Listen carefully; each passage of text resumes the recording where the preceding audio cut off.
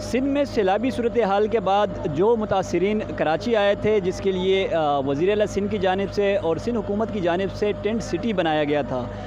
Super high وے کے link road پہ جو ٹینٹ سٹی ہے، یہاں پر جو ہے وہ موسم سرما کی پہلی بارش کے بعد یہاں کے جو مسائل ہیں وہ بھی جو ہے وہ انتہائی حد تک بڑھ چکے ہیں۔ یہاں پر سب سے جو بڑا مسئلہ ہے وہ یہ ہے کہ یہاں پہ جو متاثرین سیلاب کے متاثرین ہیں، ان کے لیے ٹینٹ کی سہولت تو موجود ہے، لیکن سردی سے بچنے کے لیے ان کے پاس نہ کمبلیں ہیں، نہ ہی دیگر جو ضروریات ہوتی ہے وہ مہیا ہے۔ اس کے علاوہ یہاں پہ ہم نے جو کچھ لوگوں سے بات کی ہے، ان کا یہی کہنا ہے کہ سب سے بڑا جو مسئلہ ہے وہ یہ بھی ہے کہ یہاں پہ میڈیکل کی کوئی سہولیات میسر نہیں ہے، نہ ہی یہاں پہ کوئی ڈاکٹر ہے، نہ ہی کوئی کلینک ہے، اور اس ٹینٹ سٹی سے باہر اگر یہ جانا چاہے تو ان کے پاس ٹرانسپورٹ کے سہولیات بھی نہیں ہے کہ وہ ڈاکٹر کے پاس جو ہے بر وقت پہنچ سکے۔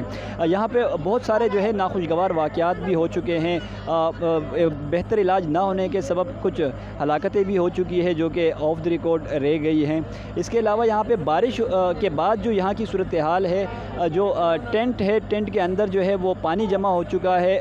جو یہاں کے لوگ ہیں انہوں نے اپنی مدد کافی ٹینٹوں سے جو ہے وہ پانی تو نکلوا دیا، لیکن ابھی بھی یہاں پہ جو ہے وہ کچھ ٹینٹوں میں پانی موجود ہے۔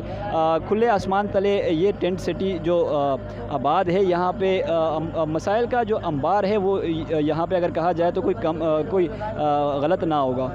یہاں پہ کچھ لوگ ہمارے ساتھ موجود ہیں، ان سے کوشش کریں گے، ان سے بات کریں گے، ان کا کیا کہنا ہے اور ان کو خاص طور پہ کیا کیا مشکلات کا سامنا ہے۔ آئیے ان کی زبانی سنتے ہیں۔ یہاں پہ کوئی سہولت نہیں ہے، آج کل گورنمنٹ ابھی تک نہیں آئے ہوئے ہیں۔ یہاں پہ ہمارے کو پھینک کے گئے ہوئے ہیں، یہاں پہ کوئی مالک نہیں ہے ہمارے۔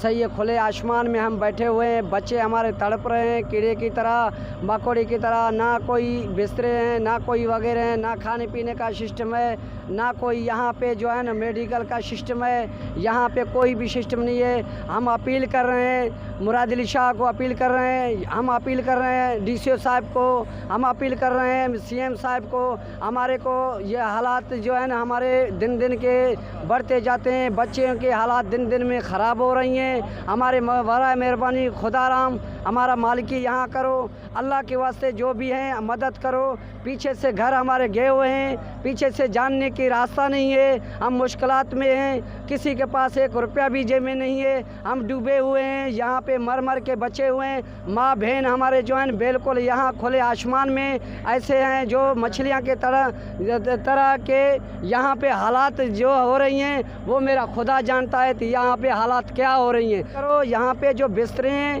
اور کھانے پینے کا میڈیکل کا سسٹم صحیح کرو۔ ہمارے کو یہ ہم عرض گزاری کر رہے ہیں، ہمارے کو جگہ چاہیے، ہمارے پیچھے کوئی بھی نہیں ہے، نہ کوئی چیز بچا ہوا ہے جو ہم پیچھے لوٹ کے جائیں گے۔ ماشاءاللہ بارش ہوا ہے تو اسی بارش میں بہت سے خیمے ڈوب گئے ہیں، بہت سے ادھر لوگوں کے بچے باہر سوئے ہوئے ہیں خیموں میں پانی کی وجہ سے۔ اور انتظامیہ یہ کوشش کرے تو زیادہ میں زیادہ شاپر تو دے دے، کم سے کم شاپر تو اوپر سے لگائیں، تھوڑا تو بچ جائے۔ اور اس کے علاوہ جو کھانا مل رہا ہے ایسے قیدیوں کا کھانا ہوتا ہے، وہ طریقہ کار ہے۔ ماشاءاللہ 1 مہینے سے زیادہ ہو گیا ہے کہ کبھی گوشت نہیں دیا گیا ہے۔ یہ دال سبزی چل رہا ہے، یا دوپہر کو یہ چاول دیتے ہیں۔ چاول ہمارے اندرونی سندھ کے جس بھی ضلع سے لوگ آئے ہوئے ہیں چاول کم کھاتے ہیں، صرف کراچی والے زیادہ کھاتے ہیں ہمارے اندرونی سندھ میں۔ اور ادھر حمل کے دوران عورتیں بہت ہیں، انہوں کے لیے بھی کوئی نظام نہیں ہے، انہوں کو چارپائی کی سخت ضرورت ہے۔ بہت سے عورتوں نے ادھر بچوں کو جنم بھی دیا ہے، اور بھی ایسے عورتیں ہم لوگ وزٹ کرتے ہیں، ورکر بھی ہیں، سیلاب متاثرین بھی ہیں۔ سر ہم جو پہلے گاؤں میں رہتے تھے، کوئی رکشہ چلاتا تھا، کوئی ہار پہ کام کرتے تھے، زمینوں کا کھیتیوں کا کام کرتے تھے۔ یہاں پہ میں تو آ گیا ہوں، رکشہ چلاتا تھا، یہاں پہ کرایہ نہیں تھا، یہاں پہ پہنچنے لگی، ہم اپنا رکشہ بھیج کر یہاں پہ پہنچ گئے۔ یہاں پہ یہی حالت ہے، یہی برسات ہے، خیمے سارے پانی سے بھرے ہوئے ہیں، کوئی کمبل نہیں ہے، کسی بچے کو دودھ نہیں ہے، کسی بچے کو ایسی کہ سردی آ گئی ہے۔ یہاں پہ تو نے دیکھا کچھ بھی نہیں ہے یہاں پہ۔